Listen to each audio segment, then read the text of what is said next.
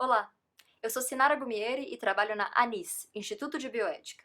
Como uma organização de pesquisa, a ANIS tem um compromisso com fazer pesquisas que importem para a vida das pessoas, que possam, quem sabe, servir para a luta por direitos.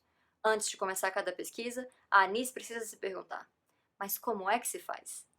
Na conversa de hoje, a ideia é falar sobre uma técnica de pesquisa qualitativa que é a observação. Com um nome assim, parece óbvio. Observação é quando uma pesquisadora escolhe um ambiente em que ela vai descrever o que se passa, ela vai dizer o que as pessoas fazem ou falam por ali. Mas não é assim tão simples. Para começar, uma observação sempre é feita desde algum lugar, a partir de algum ponto. Porque não existe neutralidade em pesquisa, não existe neutralidade em ciência.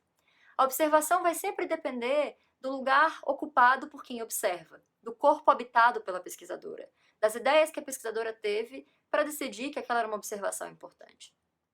Mas, para além disso, como nós não podemos tentar fazer observação fingindo que somos mosquinhas na parede que quase ninguém vê, a simples presença em um espaço para observar pode alterá-lo.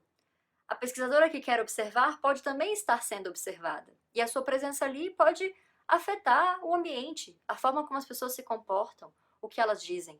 Porque simplesmente estar ali pode gerar expectativas de quem é essa pessoa, o que ela quer ouvir, por que ela está ali.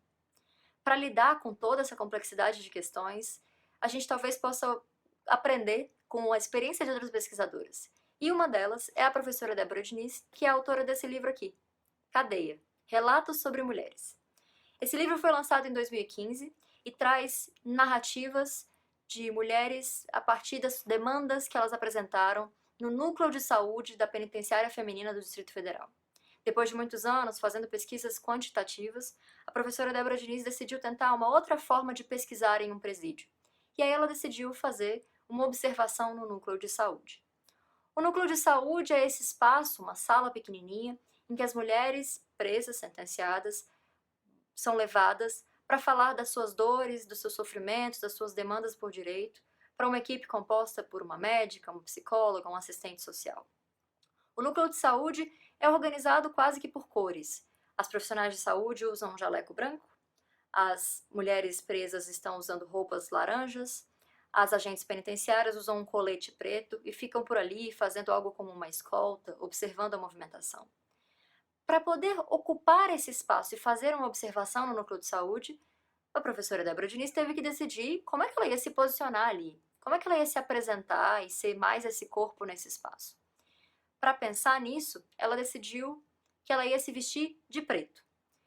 Por que ela decidiu isso? Ela pensou que ela não queria correr o risco de ser confundida com mais uma profissional de saúde.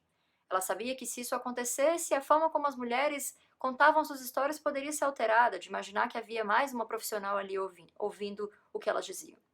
Ela queria tentar ouvir somente aquilo que as mulheres diriam na frente de qualquer pessoa vestida de preto, de qualquer colete preto.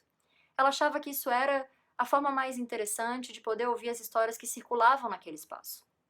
Ela achava que isso importava para o que seria dito ali, e que essa era a forma dela se aproximar daquelas histórias e se responsabilizar pela postura e pelo lugar que ela ocupava naquele espaço. A gente pode se perguntar: a professora Débora Diniz tomou a decisão certa ao escolher se vestir de preto? Parece que nesse campo é um pouco difícil dizer a decisão certa, porque é muito difícil que haja uma só. Agora, a verdade é que, para cada decisão que uma pesquisadora tome, ela precisa justificá-la, ela precisa explicar, ela precisa pensar sobre quais são as consequências da forma como ela se apresenta em um espaço de observação para quem a vê, para quem interage ali, para quem fala ali. E ela precisa pensar, inclusive, quais são as consequências éticas de ocupar esse espaço. Esse é um dever de toda pesquisadora. Então, certamente, a observação não é uma técnica de pesquisa assim tão óbvia, tão simples. Mas, felizmente, a gente tem muitas boas ideias e bons exemplos por aí para pensar e para tentar também os nossos próprios caminhos. Obrigada.